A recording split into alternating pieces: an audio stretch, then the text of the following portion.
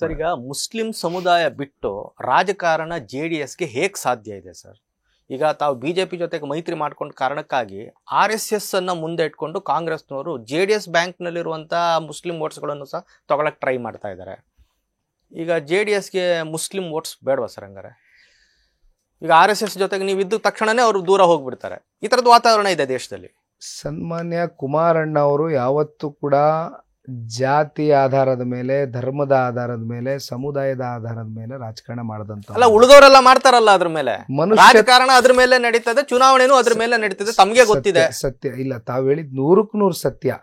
ಆದ್ರೆ ನೀವು ಮಾಡಲ್ಲ ಸರಿ, ಉಳಿದವ್ರು ಮಾಡ್ತಾರಲ್ಲ. ಆದ್ರೆ ಅಲ್ಲ, ಮಾಡಬಹುದು.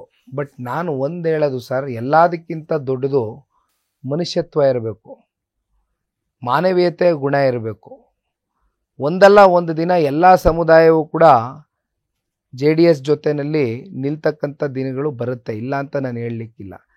ಈಗ ಎಸ್ ಅಫ್ಕೋರ್ಸ್, ಈಗ ಮುಸಲ್ಮಾನ್ ಸಮುದಾಯಕ್ಕೆ ನಾವು ಚರ್ಚೆ ಮಾಡ್ತಕ್ಕಂಥದ್ದಾದರೆ ಬಹುಶಃ ನಾವು BJP ಜೊತೆ ಹೋದ್ವಿ ಅನ್ನೋದು ಒಂದು ಭಾಗ ಆಯಿತು. BJP ಜೊತೆ ಹೋಗ್ತಾ ಇದ್ದಂಗೆ ಸಂಪೂರ್ಣವಾಗಿ ಮುಸ್ಲಿಂ ಸಮುದಾಯ ನಮ್ಮ ಕೈ ಬಿಡ್ತು, JDS ಜೊತೆ ನಿಂತ್ಕೊಳ್ತಕ್ಕಂಥದ್ದು ಆಗಲಿಕ್ಕಿಲ್ಲ ಅಂತಕ್ಕಂಥ ಚರ್ಚೆಗಳಿದೆ.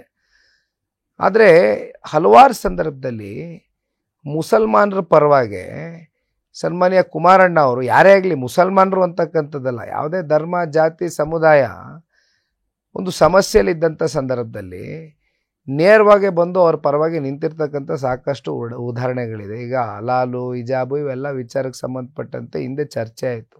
ಯಾವ ಕಾಂಗ್ರೆಸ್ ನಾಯಕರು ಬರಲಿಲ್ಲ ಅವತ್ತು ಮುಸಲ್ಮಾನರ ಪರವಾಗಿ ನಿಂತಕ್ಕಂಥದ್ದಕ್ಕೆ.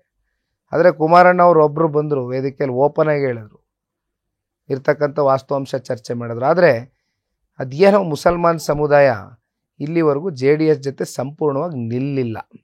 ಇದು ಕೂಡ ಭಾಳ ಸ್ಪಷ್ಟ. ಅನೇಕ ಸಂದರ್ಭದಲ್ಲಿ ನಾವು ಚುನಾವಣೆಗಳಲ್ಲಿ ಹೇಳಿದ್ದೇವೆ. ರಾಮನಗರ ತಗೊಳ್ಳಿ, ಚನ್ನಪಟ್ಟಣ ತಗೊಳ್ಳಿ. ಅಲ್ಲ, ಅದನ್ನು ಸರಿ ಮಾಡ್ಕೋತೀರಾ ಅಥವಾ ಕಾರಣ ಹುಡುಕ್ತೀರಾ ಅಥವಾ ನೀವೇ ಹೋಗ್ತೀರಾ ಆ ಸಮುದಾಯದ ಬಳಿ?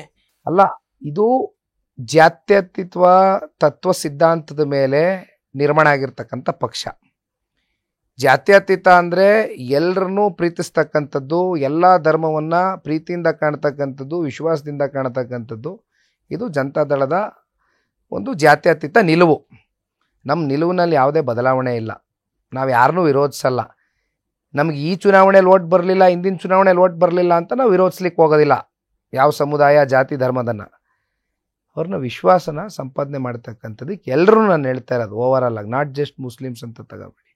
JDSಸು ಈ ರಾಜ್ಯಕ್ಕೆ ತನ್ನದೇ ಆದಂಥ ಕೊಡುಗೆಗಳು ಬಹಳ ಕಮ್ಮಿ ಅವಧಿಯಲ್ಲಿ, ಅಲ್ಪ ಅವಧಿಯಲ್ಲಿ ಕೊಟ್ಟಿರ್ತಕ್ಕಂಥದ್ದನ್ನು ನಾವು ಜನಗಳಿಗೆ ಮಂದಟ್ಟು ಮಾಡಿಕೊಡ್ತಕ್ಕಂಥ ಕೆಲಸವನ್ನು ನಿರಂತರವಾಗಿ ಮಾಡ್ತೇವೆ. ನ್ಯೂಸ್ ಫಸ್ಟ್, ನಿರ್ಭೀತಿಯಿಂದ ನಿಮ್ಮ ಪರವಾಗಿ.